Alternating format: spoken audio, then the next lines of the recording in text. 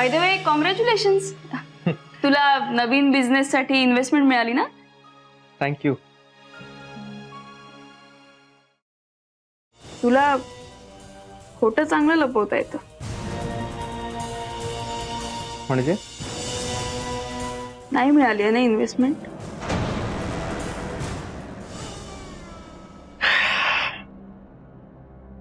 नाही मिळाली. मग का हे सगळं खोटं सेलिब्रेशन कशासाठी? इन्व्हेस्टर सोबत मीटिंग सुरू असताना काकूंचा फोन आला. मी काकूंशी फोनवर बोलत राहिलो. तो इन्व्हेस्टर चिडून निघून गेला. आता सगळं पुढच्या मीटिंगवर गेलंय. तो पुन्हा भेटेल की नाही तेही माहित नाही. पण आत्ता जर मी त्यांना असं म्हटलं असतं की तुमच्यामुळे माझा इन्व्हेस्टर गेला, तर त्यांना गिल्ट आला असतं. त्यांना उगीच असं वाटत राहिलं असतं की त्यांच्यामुळे माझी इन्व्हेस्टमेंट गेली. हर्ट झाले असते. म्हणून मग मी म्हटलं की जाऊ दे, आज काकूंसाठी आनंदाचा दिवस आहे. त्यांना खुश ठेवूया.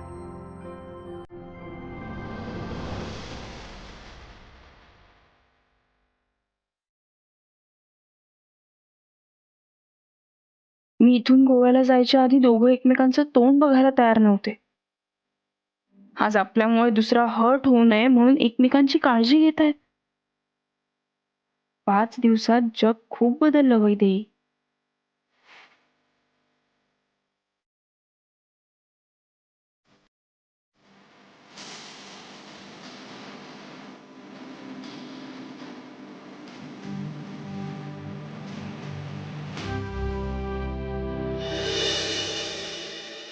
काय मिळालं तुम्हाला सानिया सोबत असं वागून? केलात ना घोळ. चांगला हातातोंडाशी आलेला घास हिसकावून घेतलात. अहो आम्ही तर फक्त घास हिरावून घेतला. तुमची मुलगी तर अख्खा ताट लंपास करायला निघाली होती.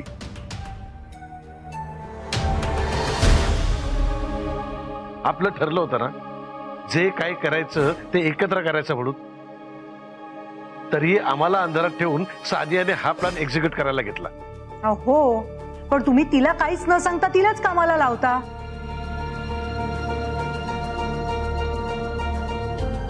नाही, कसं आहे, माझ्या मुलीचा खांदा तुमची बंदूक चालवायला का वापरताय? आता कसं बसं मी माझ्या बच्च्याला अंमली पदार्थ प्रकरणातून वाचवलंय. पण पुढे काय? कसा ठेवायचा आम्ही तुमच्यावरती विश्वास? उद्या तुम्ही काहीतरी घोळ घालाल आणि नामनिराळे व्हाल, त्यावेळेला आम्ही काय करायचं?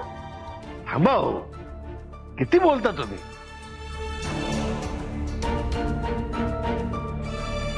आपल्यात काय प्रॉब्लेम आहे माहितीये? आपला ना एकमेकांवर आता विश्वास उरला नाहीये. कसा उरणार आहे विश्वास बाबा? आज ज्या पद्धतीने तुम्ही माझ्या प्लॅनची वाट लावली ना, तेव्हाच मला कळलंय तुम्ही माणसं भरोशाचीच नाही आहात. बच्चा, काम टाक. पण मी बोलते ना आता त्यांच्याशी. हे बघा, एक लक्षात ठेवा, जसं तुम्ही सानियाच्या आडवे आलात ना, तसं आम्ही सुद्धा तुमच्या प्लॅनच्या आडवे येऊन तुमच्या सगळ्या प्लॅनला फिसकटवू शकतो. पण असं करून कुणाचंही भलं होणार नाही.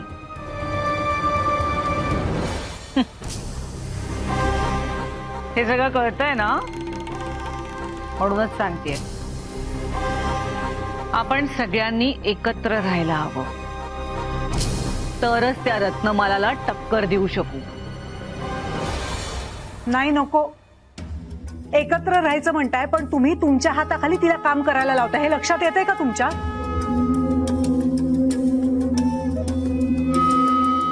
प्रत्येक वेळेला तुम्ही म्हणाल आणि ते तिने केलंच पाहिजे असं होणार नाही. हो का? नाही, मग काय म्हणणं काय आहे तुमचं? आम्हाला फक्त एवढंच म्हणायचंय की इथून पुढे जे काही ठरवाल ते आम्हाला आधी कळलं पाहिजे. तर आणि तरच सानिया तुम्हाला मदत करेल, नाहीतर सानिया तुम्हाला मदत करणार नाही. Is that clear? डन. यापुढे जे काही होईल ना, ते आपल्या चौघांच्या सल्ल्याने होईल. आणि मी जो काही प्लॅन करीन ना, तो सगळ्यात आधी तुम्हाला सांगेन. बस. गुड. नाही, पण एक मिनिट. यापुढे आपण कोणीही एकमेकांना फसवायचं नाही. कबूल? हा. बाई सावकाश. कशी आहे तुमची तब्येत आता? बरे आहात ना? नाही, औषधं वेळेच्या वेळेला घ्या. हा, तब्येतीला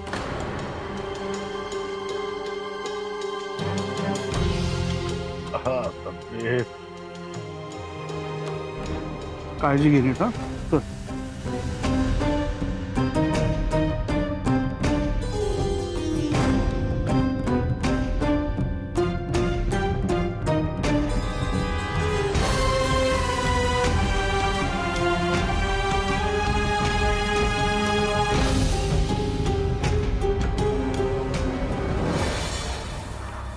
ताई मी फ्रेश होऊन येतो. सुवर्णते, तुम्ही अशा अचानक कशा आहात?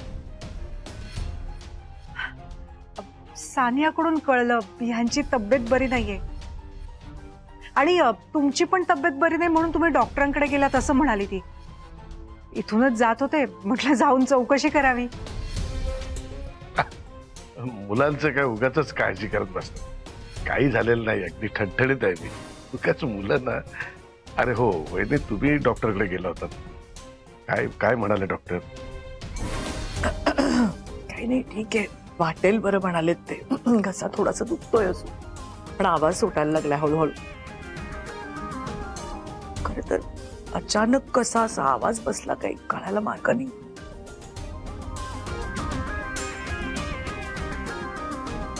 बरं सुवर्णते, आता आलाच आता जेवणच जा. हो. बरं. आज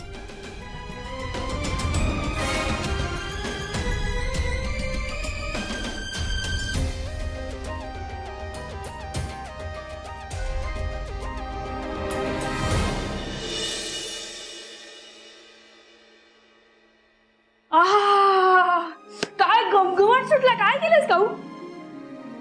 काऊ खरं सांगते, हे मिस करत होते मी गोव्यात. त्या गोव्यात ना हॉटेलचं जेवण जेवून बोर झाले होते यार. हो का? राहू द्या, बाहेरच्या जेवणाचीच आवड असलेली तू कसली मला मिस करतेस? खरं सांगते काऊ, माझी काऊ आणि तिच्या हातचं छान छान जेवण हे मिस केलं मी. बास हा बास, खूप झाला मस्का. काय गे शाणे, मस्का काय? खरंच कौतुक करते मी तुझं. बरं मला सांग, मी आज तुला काय काय मदत करू? सगळं करायला जा. ऐक ऐक ऐक ऐक, इकडे ये. हा. तुला खरंच माझी मदत करायची ना? हो. मग एक काम कर, शांत बाहेर जाऊन बस. अजिबात इथे लुडबुड करू नको. काय यार काऊ तू पण? ओ काकू, कांदा चिरून झालाय तुमचा. राज, अरे तू चक्क कांदा चिरलायस? ऑप्शन नाहीये, या माझ्याकडून कामं करून घेतात. काय काऊ, मी 4 दिवस काय बाहेर गेले, तू आपल्या गेस्टला कामाला लावलंस? गेस्ट नाही, घोस्ट आहेत ते, घोस्ट. एक मिनिट, मला काय म्हणालात तुम्ही? जे आहात तेच म्हणाले.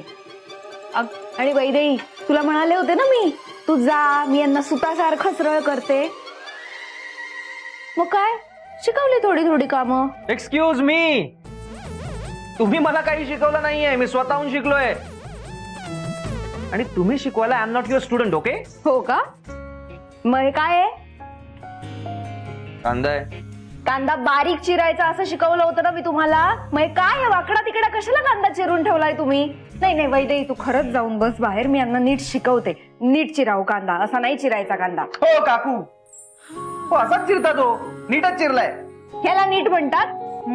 नाही नाही, आमच्या देशात तरी याला नीट म्हणत नाही, तुमच्या बाहेरच्या देशात म्हणत असतील नीट चिरलेला कांदा. हो तसं समजा हवं तर. आमच्या देशात आणि विषय असा आहे ना, हा कांदा भारतातल्या एका छोट्याशा शहरातल्या छोट्याशा घरातल्या छोट्याशा किचन मधल्या छोट्याशा कढईत पडणार आहे की नाही? मग तो भारतीय पद्धतीनेच चिरायला हवा. थांबा, किती बोलता तुम्ही? ब्रेक घ्या ना जरा. लेक्चर थांबवा आणि सांगा आता. सांगणार नाही, शिकवेन मी. आत्ता जरी शाळेत शिकवत नसले ना तरी हाडाची शिक्षिका आहे मी. हाडाची म्हणजे? घ्या ती सुरी आणि व्हा सुरू. बरं तुम्ही चिरा चिरा लवकर. असा नाही एका हातात कांदा पकडायचा आणि दुसऱ्या हाताने चिरायचा. नीट चिरा, बारीक बारीक चिरा. चिरा बरं. चिरतोय हो, किती बोलताय? सॉरी.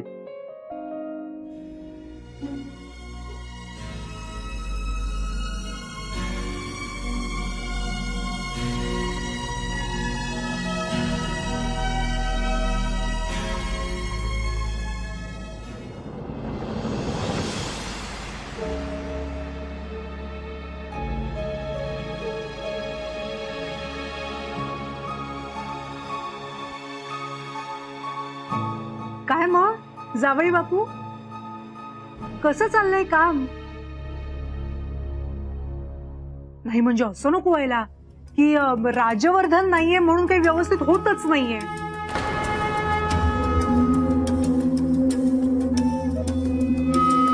नाही म्हणजे मला खात्री आहे की तुम्ही उत्तमच काम करत असाल. एक ऍडवाइस देऊ का?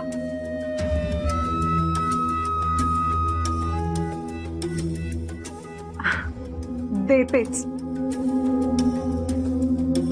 लोणचं आणि माणूस मुरलं ना की जास्त मजा येते. आता तुम्ही पण कामात मुरलात ना, सगळं नीट होईल. काय असतं, लोकांना त्या पहिल्या माणसाची सवय असते ना, मग तो माणूस एकदा कामातून बाहेर झाला किंवा बाहेर पडला, मग त्याच्या जागी आलेल्या दुसऱ्या माणसाची होते हळूहळू सवय. मग काय विसरतात पहिल्या माणसाला.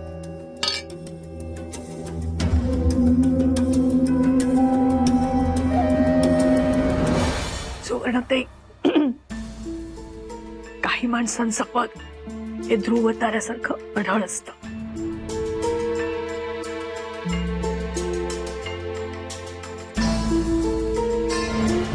हो ना, हो अगदी बरोबर आहे.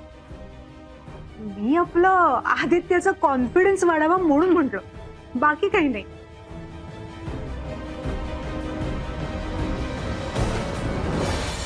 बरं ताई, तुला एक सांगायचं होतं. काही दिवसांवरच आपल्या महाराष्ट्र चहाचा वर्धापन दिन आलाय. मध्ये सगळं प्रकरण घडून गेलं, त्यामुळे तयारी करायला वेळच नाही मिळालाय. आता तूच सांग कसं मॅनेज करायचं सगळं. बच्चू खरं सांगू, राजवर्धन नसताना वर्धापन दिन साजरा करणं योग्य नाही वाटत.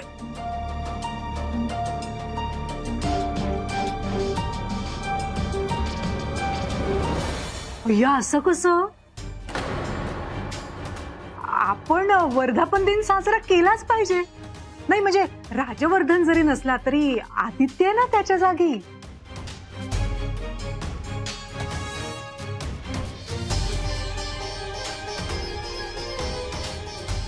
म्हणजे आता इतके वर्ष तुम्ही वर्धापन दिन साजरा करत होता आणि अचानक यावर्षी केलाच नाही, मग लोक काय म्हणतील, नाही का? हो.